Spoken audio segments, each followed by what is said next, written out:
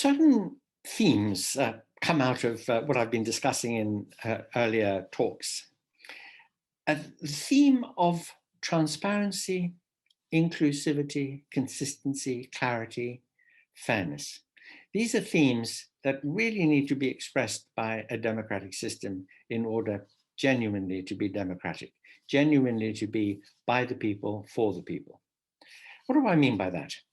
Well, one thing I mean is this: transparency. In recent years, just this last couple of decades, we have seen an explosion in use of a remarkable new technology, the internet and the social media platforms that rely upon the internet.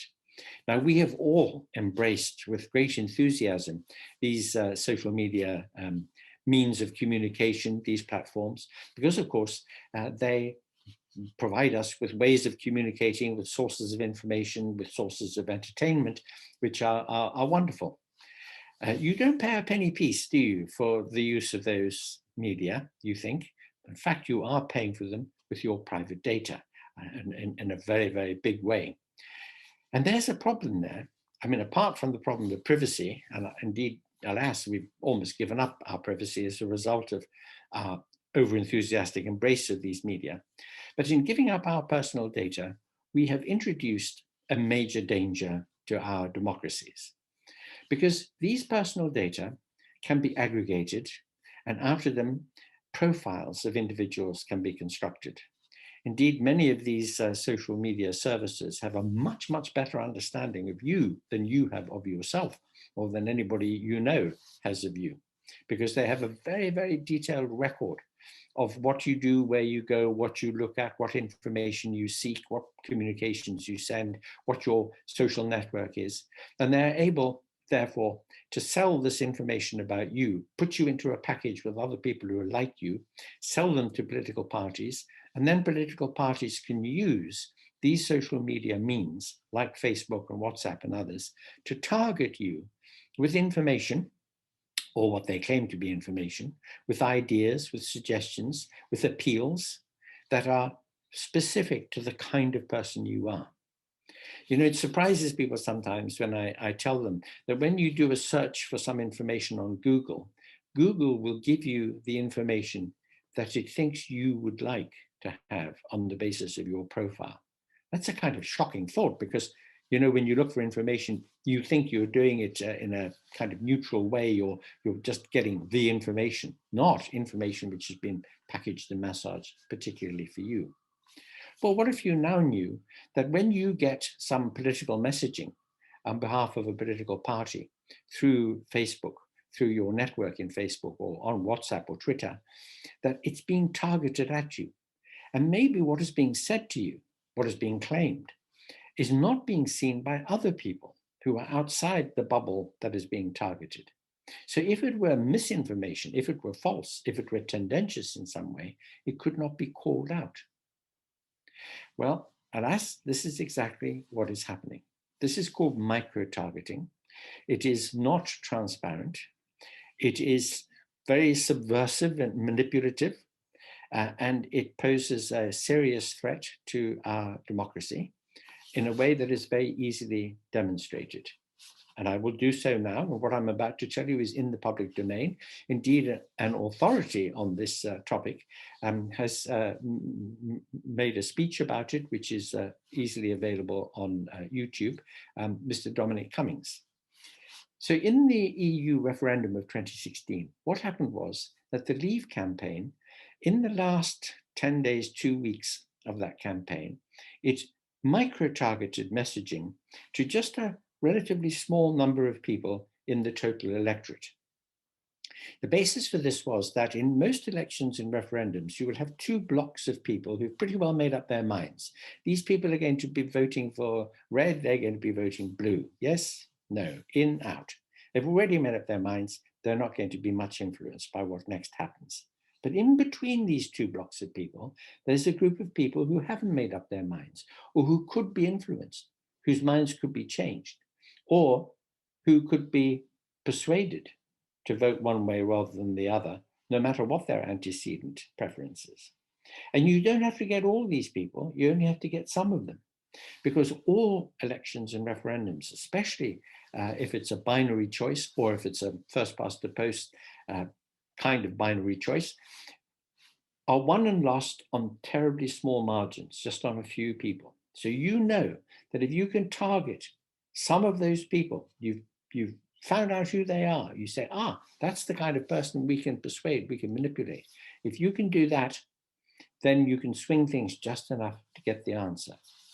You may remember that in June of 2016, the Leave vote of actual votes cast was 51.89% of those who voted, representing 37% of the total electorate, about 26% of the population.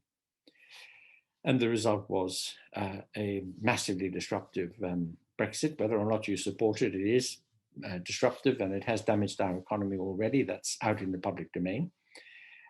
And you might ask yourself now whether that micro-targeting, that way of ensuring that you could just tip the balance, whether that is something that we would be happy to see happening in every future election or referendum.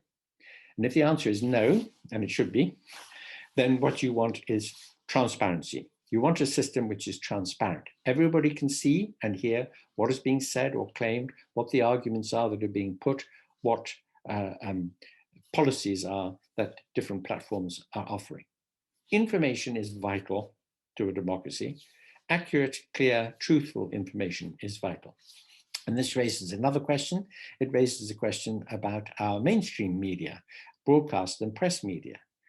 In the United Kingdom, and indeed in other parts of the world, but the United Kingdom is one of the standout examples of this, we have violently partisan tabloid media, which has bigger take-up than the more serious newspapers. The tabloid press in this country has had a big impact on the way people think, the way people view the world and the rest of Europe and America. And we have to ask about the responsibility of the press. What one does not want in a democracy is what's called prior restraint, that is stopping people from saying anything or publishing anything in advance. But what you do want is a remedy against misinformation and racism and all the things that are sometimes used in order to influence people's behavior in the ballot box. You want to be able to punish people who lie and mislead and who use very doubtful means to influence matters in elections. You don't want to shut them up beforehand. Indeed, in general, the way you should really support complete freedom of expression, and in general, the way to deal with bad, freely used expression is with better free expression. But clarity and transparency, those are important.